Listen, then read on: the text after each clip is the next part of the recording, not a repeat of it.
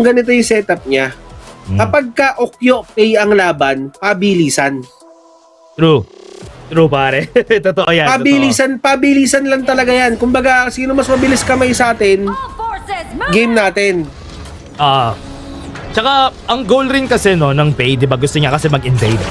So, hindi mo madaling magawa yon sa isang Ukyo then once he gets to level 4, lalo na pag natapos na sila dun sa first rotation niya, kasi for sure, level 4 sila sa first rotation. Pwede nila gawin yon. And on the other hand naman, for the side of Post Gaming, hindi nila gusto tapatan yung Lady Sun sa bot lane, kaya lang rin sila nag-Fuzi siguro. Kasi, if tapatan mo siya ng ibang marksman, medyo magiging mas mahirap. At least si Fuzi, okay siya. Natalo siya sa lane. Oo. Kasi ang gagawin, ang magandang combo talaga dyan, ilalak mo gamit ng Fuzi. Tas habang naglalaban yung dalawa sa gitna, mag-iwan ka na ng pauwi.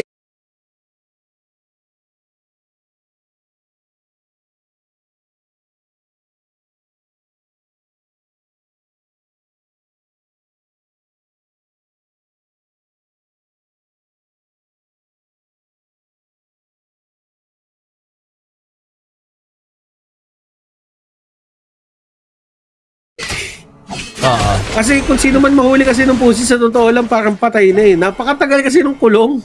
Oo, totoo.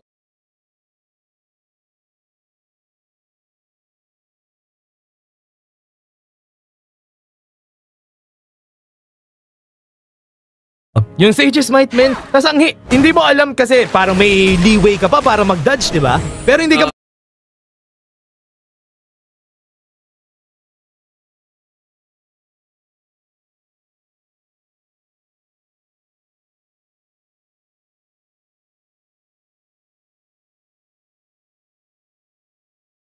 makaka-dodge. Wala kang magagawa talaga doon. Hampasin ka ni Fuzi habang nandun ka. Pero for the early parts of the game, may kita nating talo si Tenji dito sa Lady Sun for sure. Kasi wala talaga. Ang hirap niyan eh. Kailangan niya i-utilize yung skills niya dito. Kailangan niya i-time well. May mga poke siya na kailangan niya lang i-take talaga at face value na wala siyang gagawin. Ito yung disadvantage na meron sila eh. Pero once they get through that, kapag dating ng level 4, they can just dive that, I think. Wala magiging problema yun para sa kanila. Yeah. Giving context kung bakit nasa taas kanina si Xinglin, ginagawa talaga, wait na, may laban, no? Pero wala eh. Kumbaga parang yan talaga yung na-expect natin eh. Clear mo yung wave, papauwiin kita, balik ka lang dito. Yun lang, yun ang kailangan nila gawin. To give context to everyone dito sa ginagawa ng Post Gaming, no? Si Myosotis tsaka si Snow, pag naka-Byron Pay, nasa top lang lagi si Myosotis, man. Every time na makapag-clear siya sa baba, nasa taas siya lagi. Itatry niyang talagang makapag-snowball si Snow dito sa top side. Kaya even si Xinglin pumupunta sa top side para ma-make sure nila na si Snow magkaka-items dun sa top side kasi siya yung magkikarry nito sa early game. And hindi rin talaga biro yung hindi rin talaga biro yung gustong gawin dito ng mga members ng side ng A7 just because they want to fight them with pure damage. Kaso ang problema, if you have that Fenji si Fuzi, anyone na papasok sa harapan ninyo will actually have the chance to go down. So tingnan mo na may ginagawa talaga ng dalawa dito. They're trying to take down Snow, pero andito yung Xiaoyang. First blood sila sa bot lane habang nanonood tayo dito sa top side. Oo. Yun yung classic combo sa Fuzi Dachao. Pag Sage's Smite sila, i-drop nila yung Eye of the Whirlpool, tas lahat sila magka-teleport sa kung sino yung nahuli. Ganun eh, no? Yun yung pinaka-idea niya. Hindi siya as much as parang napakasimple niya, pero lapit, ipit, CR7. Diba?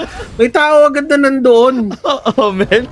Wala kang kawala talaga. Buti nga dito si Myosotis lang nag-TP, minsan buong team yung nagti-TP doon pag may na-Sage's Might yung si Fengji Pero ito yung pinaka-struggle ngayon ng side ng Alpha 7 kasi kung iisipin mo, hindi naman nila na-punish yung Fuzi dun sa farm lane. Wala, hindi nila na-punish. Nagawan lang nila na paraan. Nagpa-level pa lang sila. Yun lang. Oo nga Tsaka yung ano no, yung goal sana nung gusto natin mangyari. Ikaw, may Shiranui player ka. Gusto mo talaga magkaroon ng early skirmish, di ba? Gusto mo magkaroon ng early fights para at least maging effective yung rotation mo na mabilis. And ayun, easy tyrant pa sila for the side of Post Gaming kasi nakita nila kanina si Danny na nasa taas. Pero wala pre, para sa akin kung ikaw may Shiranui player ka, kahit anong bibo mo sa laro, mauunahan at mauunahan ka nung ng datyaw sa mga pinapatipi eh. Lagi ka mauunahan, walang no ifs or buts. Kapag nag-eye of the whirlpool, mas mauuna sa'yo yung buong team ng kabila. Oo. Oyo, lalabanan natin nila to, nandito si Fury Pero ngayon si Snow dito, oy! Kamuntikan! Medyo kinabahan si Snow. Kinabahan siya, napaflash siya, no? Oo, kinabahan si Snow. Kinabahan siya, sabi niya, buti na lang kung tumama yung stun. Patay ako dito kung tumama yung stun eh. Parang nilalaban talaga nila yung top side natin, no? And parang itong, yung ace, uy! Whirlpool! Oh, bigla nag-whirlpool. Sa baba. Pero basag lang. Oo nga, trabaho lang. Hindi nila goal lumaban ng hindi nila goal na labanan lang yung mga tao eh. Yung ginagawa lang talaga nila dito. Setup lang na sarili. Setup for success, mamaya tayo lumaban. Oo nga eh. Habang tumatagal yung game, kumukunat kasi ang isang Fuzi, no? Alam niya naman yun eh. Yung passive niya, kumukunat siya ng kumukunat, humihirap siya patayin. So, habang tumatagal yung game, mas nagiging mahirap yung gawin. Pero ito, top side, at least nakasagot dito yung A7. So, maganda pa rin para sa kanila.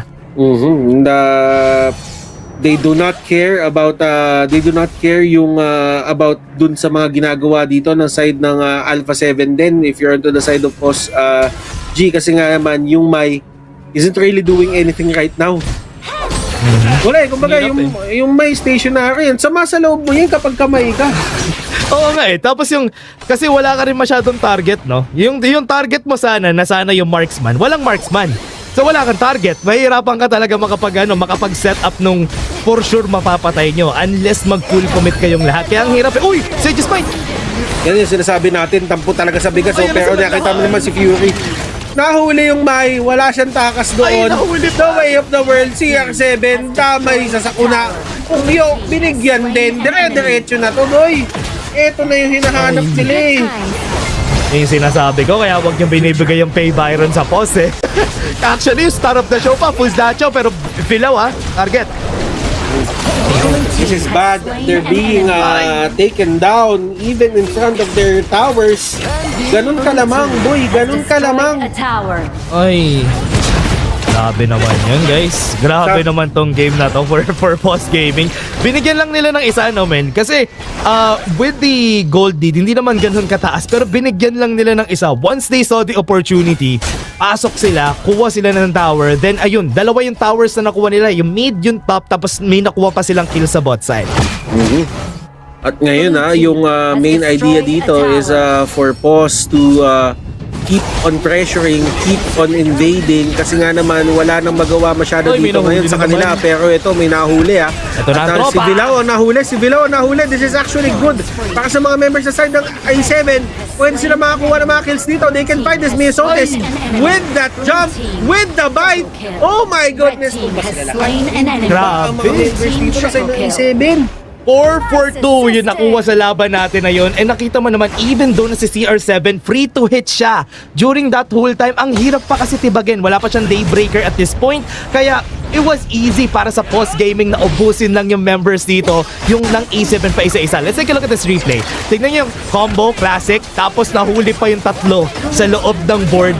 Tapos tignan mo si CR7, hindi niya mapatay yung members. Yes, may napatay siya onte, pero hirap sila. It took so much time para magawa nila yon. Ang hirap no? Ito alam mo yung mga sobrang effort mo para kumuha ka ng kill. Just for one kill, sobrang effort. Pre, nakaka-drain yung ganyan Kapagod, no? Nakaka-drain yung ganyan. Tapos ang ginagawa lang sa nila ni Miasotis, nililikuran lang kayo, kinakagat lang yung mga tao nyo sa likod. And that's really draining if you're playing the side of A7. Medyo ito yung mga panahon na pinipigure out mo kung paano ka mananalo Oo, tsaka kita mo kanina si Fury, no? Yung galaw ni Fury dun sa fight, hindi siya makapag-decide kung papasok siya kasi ang daming tao eh. Tas wala siyang sure na mapapatay niya. And alam mo naman, 'di ba? Sinasabi niyo ngayon na yung Mai gusto niya hindi madami. Gusto niya may papatayin siyang isa dun sa mga laban. Ganun talaga eh. Kumbaga parang sino huhulihin mo sa likod. And even yung Pei, sabihin natin, yung Pei nagpo-full damage build yan, di ba? Yun din. Pero kasi the mere fact na may onting shield yung Pei, na-offset yung damage mo eh. Bro, hindi mo rin talaga ma-burst. Kumbaga wala talagang target. Kumbaga ninolify nila yung Mai Shiranui na first pick kanina ng A7 by drafting this lineup para wala siyang ma-target talaga. Kumbaga 4v5 to. Nahihirapan si Fury gumalaw sa game na to. Wala, and it's not Fury's fault. It was picked at such an early time. And they need to find a way how to stop etong Fuzi lineup na pinakita sa atin ngayon ng Post G. Literal pre, ito yung parusa na tawag dito eh. Pumasok ko yung grabe naman yung sundot na yun. Sinundot bigla yung mga membro dito, pero yung Mai, pinakay gumawa ng play dun sa may likod, pero they're being taken down one by one. Ronaldo, CR7, the only one, the last one standing. Oh my goodness, they go down. Boss G, rather, they can get